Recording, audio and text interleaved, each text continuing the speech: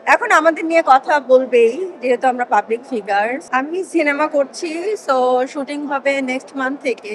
So এর জন্য আমি একটু স্লিম হতে হবে, কারণ আমি অনেক ওয়েট গেইন করে ফেলেছিলাম লাস্ট 6 মান্থসে।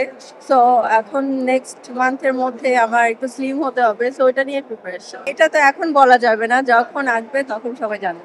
আমি তো কাজ করছি, কিছু বিজ্ঞাপন করছি, সামনে কিছু বিজ্ঞাপনের কাজ করছি, তারপর হচ্ছে আইটেম সং করছি।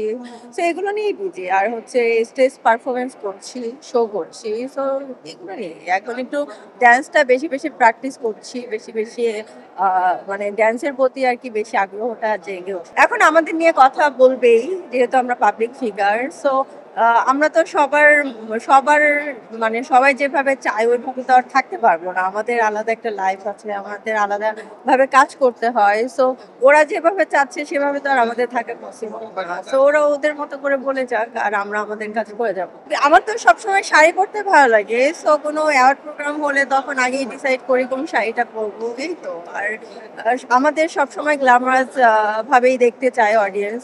সো তাদের জন্যই এইভাবে আসে। আমার পছন্দের কালার হচ্ছে রেড। আর ব্ল্যাক পরতে আমার খুব ভালো লাগে। আজকে আমি ব্ল্যাক পরেছি। সো কেমন লাগছে দেখতে? এই জন্যই পরেছি, ভালো লাগে আমাকে। ব্ল্যাকে খুব মানায়, সো দ্যাটস ওয়াই আমার ব্ল্যাক।